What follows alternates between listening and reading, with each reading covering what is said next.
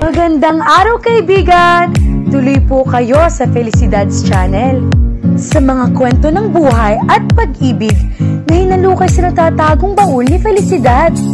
Pero bago po tayo magpatuloy, huwag niyo pong kalilimutan na i-like ang video, i-subscribe ang channel, at i-click ang notification bell para lagi kayong updated sa mga parating pa na upload.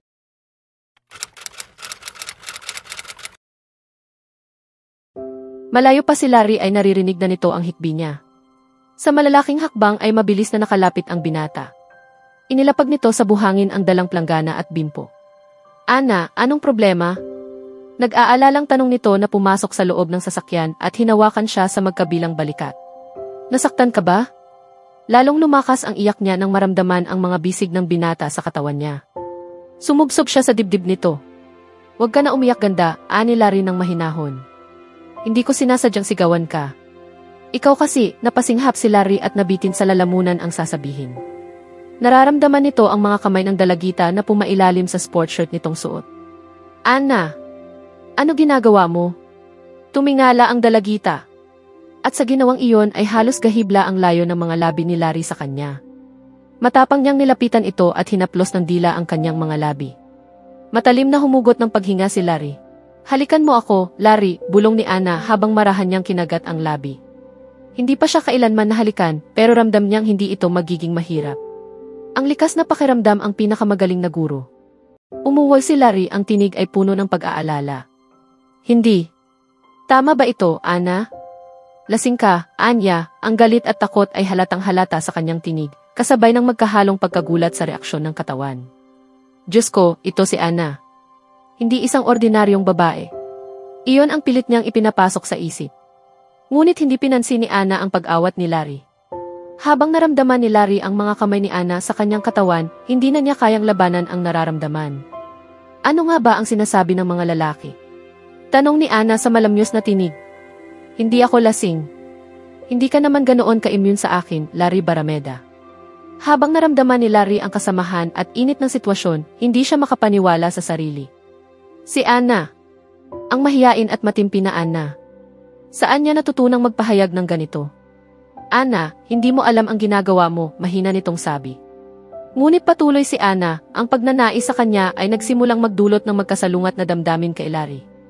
Paalam, bulong ni Larry, subalit nararamdaman niya ang kasamahan ni Ana at ang mga epekto ng alak. Alam kong magkamali tayo, Larry, sabi ni Ana. Pero kung magpapasya kang umiwas ngayon, mawawala ang lahat. Ang mga salitang iyon ay nag-iwan ng pagkabigla kay Larry. Ang katahimikan sa paligid, ang liwanag mula sa malayo, at ang malalim na pagsisisi sa loob ng kotse ay nagsilbing pagpapaalala na may mga bagay na hindi pa handa si Larry harapin. Hindi ko alam kung ano ang nangyayari sa atin, Ana, sabi ni Larry, puno ng pagsisisi sa kanyang tinig. Hindi ko kayang magpatuloy ng ganito. Pwede ba tayong mag-usap ng mas malinaw? Tanong ni Ana, ang tono niya ay puno ng seryosong layunin. Tumahimik ka, Larry, binitiwan niya ang peking kalmado. At ihatid mo na ako sa bahay. Ang sabi ko, tanggapin ko ang mga consequences. Paano kung magbunga ang nangyari, Ana? 19 na taong gulang siya at bagaman hindi iyon ang unang pangyayaring nakipagtalik ang binata, si Ana ang kanyang unang birhen. Hindi niya maiwasang maging labis na proud dahil dito. At hindi katulad ang dalagita sa mga babaeng nakatalik na nito. At litong-lito ang binata. Magiging libu-libong milya ang layo ko sa'yo, Larry, kung mangyari iyon. 3 linggo mula ngayon ay paalis na kami patungong Amerika. Malabo yan, pagdiriin niya. Ang isa sa mga paboritong charity work ng mommy niya ay ang family planning sa center sa San Agapito.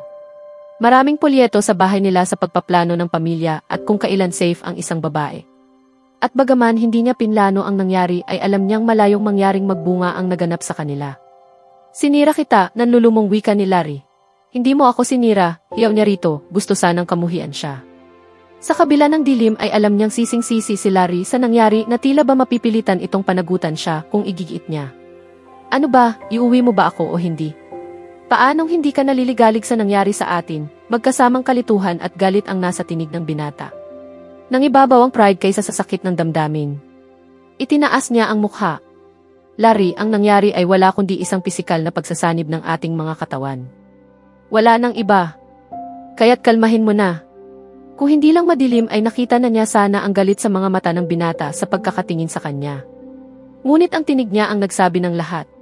Kaya pagkatapos ng lahat ng mga taon, hindi ko pala talaga ikaw kilala, wika nito sa sarkastikong tinig. Matamis at mahiyain na Anna.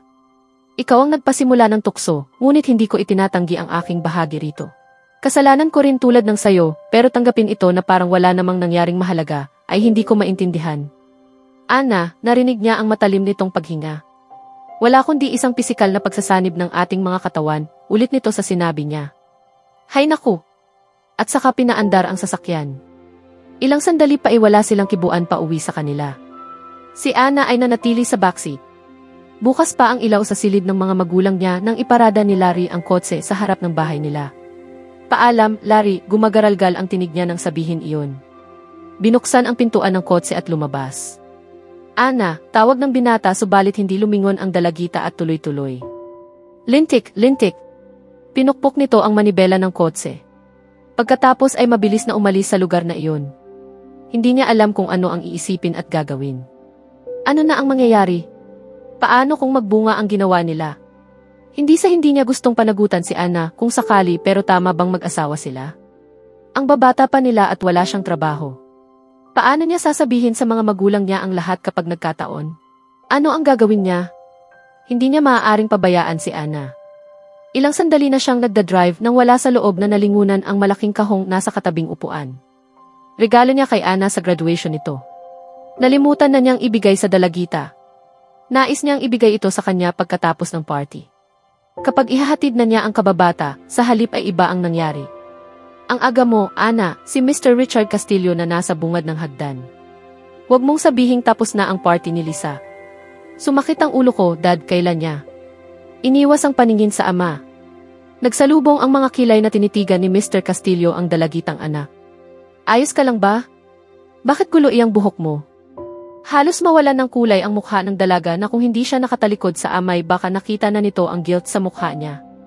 Nakatulog ako sa likod ng kotse ni Larry papunta rito, Dad. Masakit talaga ang ulo ko. Baka migrenya ko na naman. Nakakahiya nga kay Lisa at sa papa niya. Isang malalim na hininga ang narinig mula sa ama. Siya, sige, magpahinga ka na at uminom ka ng gamot. Ang mommy mo'y kanina pa nagpapahinga, nagmamadali siya sa pagpasok sa silid ng muling tawagin ng ama. Yes, Dad. On the contrary, mabuti na ring nakauwi ka ng maaga, Anna. Baka hindi ka magising ng maaga. Aalis tayo bukas patungong Maynila. Doon na muna tayo sa bahay ng Ninong Danilo mo habang inaasikaso ko ang huling mga papeles paalis. Isang tango ang isinagot niya at pumasok na sa silid. Ibinagsak ang sarili sa kama at umiyak ng umiyak. Hindi niya gustong umalis ng San Agapito. Hindi niya gustong malayo kay Larry sa kabila ng masasaktan siya. Pero marahil ay mabuti na rin ang nangyari. Hindi niya alam kung kaya niyang manatiling matatag kapag nagkaharap sila. At hindi niya gustong maobliga si Larry na pakasalan siya. Si Lisa ang mahal nito at natukso lang ito sa ginawa niya kanina. At alam niyang nagkasala siya. Hindi niya dapat ginawa iyon. Ikinahihiya niya ang sarili sa nangyari. Ipinangako niya sa sarili na hindi siya magpapadala sa premarital na sexual na relasyon. Ipinangako niya sa sariling ang magiging asawa lamang ang pagkakalooban niya ng sarili. Pero nang dahil lang sa pagnanasa na tinulungan ng alak ay nasira niya ang mga pagpapahalaga sa moralidad niya. Sana ay mabaling ang pansin ni Lisa sa binata at hinahangad niya ang kaligayahan ng dalawang taong mahal niya sa buhay. Pagkatapos, agad din itong malilimutan ni Larry. Hay, bati ni Lisa kay Larry nang labasin nito ang binata sa may veranda. Mukhang hindi ka pa natutulog ah. Ang pagkakaalam ko ay maaga kayong umalis ni Anna sa party ko kagabi. Wika nito at hindi na idinugtong na ito man ay pumanhik na rin nang malamang umalis si Vinny matapos kausapin ng ama. Bakit walang sumasagot sa telepono sa bahay ng mga Castillo, Lisa? Sagot ng binata. Kanina pang tanghali ako tumatawag sa kanila. Hindi siya mapalagay at halos hindi siya nakatulog kagabi. Magkakaibang damdamin ang nag-uunahan sa dibdib niya.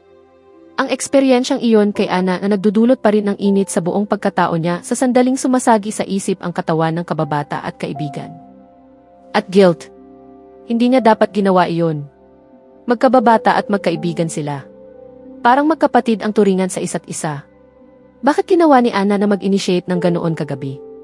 At bakit naman siya nagpatukso? Anong klaseng tao siya at nagawa niyang pagsamantalahan ang kaibigan? At higit sa lahat, talagang nagustuhan niya ito kaya gusto niyang ulitin muli kasama siya. O kasumpa-sumpa siya. Nagsalubong ang mga kilay ni Lisa. Hindi ba sinabi sa iyo ni Ana ang tungkol sa pag-alis nila, Larry? Ibinaba nito sa harap ng binata ang isang baso ng Diyos. Pag-alis? Lalong lumalim ang kunot sa noo ng binata. Ano ang ibig mong sabihin? Saan sila pupunta? Sa States. Huwag mong sabihin sa aking hindi mo alam na balak ng pamilya pumunta ng Amerika at doon na manirahan, nagtatakang wika ni Lisa at saka idinagdag, syempre, alam mo iyon. Napaungol si Larry. May panibagong damdaming nadagdag sa dati ng nadarama. Kapayapaan ng isip dahil nasagot ang suliraning kagabi pa bumabagabag sa kanya. Puot ang kanyang nadarama dahil hindi man lang sinabi sa kanya ni Ana na ngayong umaga na sila aalis. Kaya ba ipinagkaloob ng kababata ang sarili sa kanya? Pero ano ang nagtulak sa kanya upang gawin iyon? Ayos ka lang ba, Larry? Hindi ako. Gusto niyang ihiyaw subalit sa halip ay iba ang lumabas sa bibig. Okay lang ako, Lisa, pinilit niyang umiti. Alam kong balak ng mga Kastilyo na pumunta sa ibang bansa pero hindi ko in-expect na mangyayari ito ng ganito kabilis. Hindi sinabi sa akin ni Ana kagabi iyon. At kung may bahagyamang sakit siyang nadama sa dibdib ay hindi iyon pinag-ukulan ng pansin ng binata at isiniksik sa sulok ng dibdib. Mas ligtas na magpakasakit sa puot. Itinuturing niyang isang pagtataksil mula kay Ana na huwag ipaalam sa kanyang ngayong araw na ito ang alis ng pamilya niya.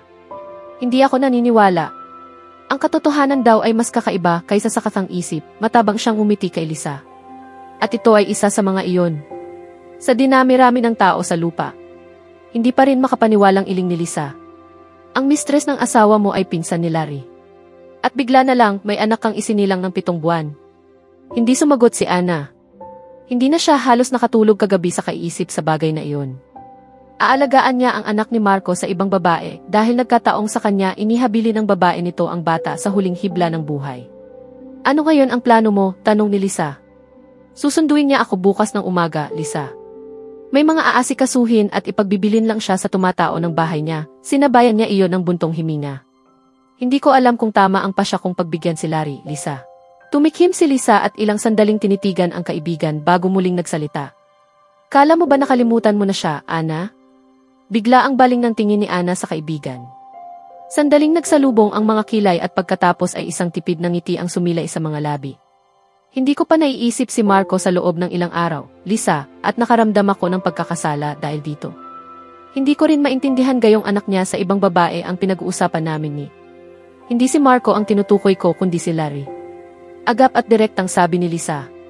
Mayroon siyang pinakakakaibang pakiramdam na iyon ang gustong sabihin ni Lisa. Nailang si Ana at kunwa ay hindi makuha ang sinasabi ng kaibigan. Hindi ko alam kung... Alam kong may crush ka kay Larry noon pa man, muling putol ni Lisa sa sinasabi niya. Hindi ko lang gustong sabihin sa iyo dahil ayokong mailang ka sa akin o makadama kaya ng self-pity dahil nililigawan niya ako noon, nakakaunawa at nagsisimpatyang tingin ang ibinigay ni Lisa sa kanya. Nanatili siyang nakamata rito. Ganun ba ako kahalata? Sa akin marahil dahil babae ako at sa ibang mga malalapit ninyong barkada ni Larry. Maliban kay Larry na sarado ang mga mata para makita iyon. At isa iyon sa dahilan kung bakit noong mga panahong iyon ay hindi ko magawang isama si Larry sa mga strings ng boyfriends ko.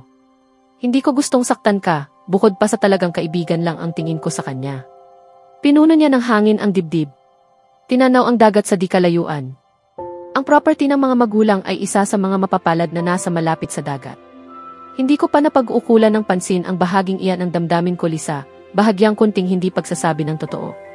Wala siyang intensyon hukayin sa dibdib niya ang damdaming matagal na niyang naibaon roon. Nasasaktan pa rin ako sa ginawa ni Marco sa akin at ako'y nabigla pa rin na may anak sila ng babae niya at naibinili ni Elsa na ibigay sa akin ang bata, nahahapo siyang umiling. Nakakaunawang tumango si Lisa. Kaya sana, muli mong pag-ukulan ng pansin ang sarili mo, Ana. Walang saysay ang magluksa sa isang lalaki tulad ng asawa mo, pasensya na at nasabi ko iyon. Bata ka pa, marami pang pagkakataon. 25 ka lang. Kung hindi man naging maganda ang kinahinatnan ng buhay mo kay Marco, ay hindi nangangahulugan iyong magiging ganoon din sa susunod na pagkakataon. Hindi niya alam kung paniniwalaan iyon. 2 beses nang bumigo ang kanyang puso. Totoo, hindi niya minahal si Marco sa tunay na kahulugan ng salita. Ngunit naging mabuti siyang asawa sa kanya. I've missed you, Ana. Si Larry na siyang bumasag sa katahimikan ng biyahe nila patungong Maynila kinabukasan. Iniisip kita paminsan-minsan sa mga nakaraang taon. Umalis ka nang hindi nagpapaalam. At hindi ka nagsulat. Hindi ka nag-abala magpadala ng sulat. Bumigkas siya ng malumanay na nagdulot ng pagkabara sa lalamunan ni Ana. Hindi niya alam kung paano sasagutin iyon. Nakadalawang tikim siya pero walang salitang gustong lumabas sa bibig niya. Paano niya sasabihin dito, sa unang taon niya sa Amerika ay walang araw na hindi laman ng isip niya ang binata. Bakit mo siya iniwan?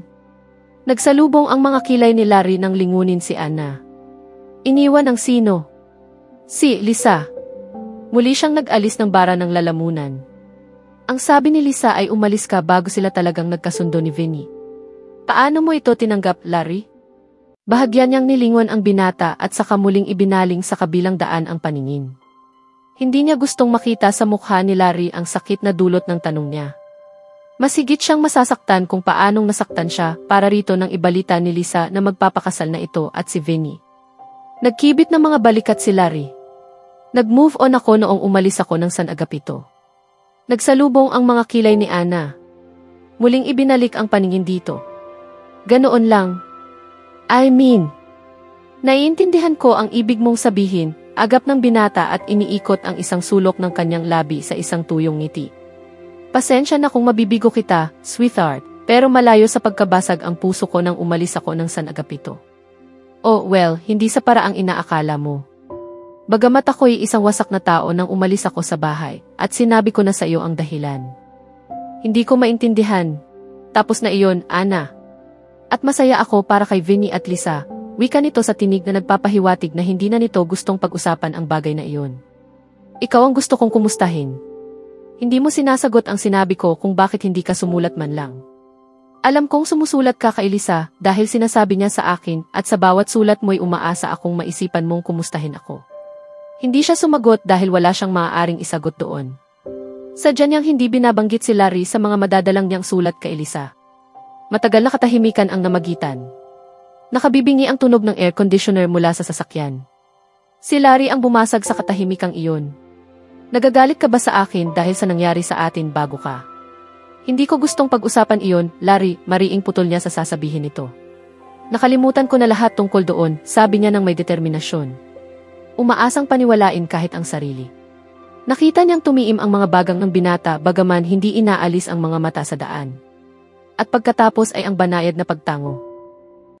Mga kafelisidad, hindi inaasahang muling mabubuhay ang damdamin ni Ana para kay Larry sa gitna ng kanyang pagkalito sa mga bagong responsibilidad at sugat ng nakaraan. Samantala, si Larry ay magdedesisyong magsabi ng matagal na niyang itinatagong katotohanan kay Ana. Isang revelasyong maaaring magpabago sa takbo ng kanilang mga buhay. Abangan natin sa susunod na kabanata.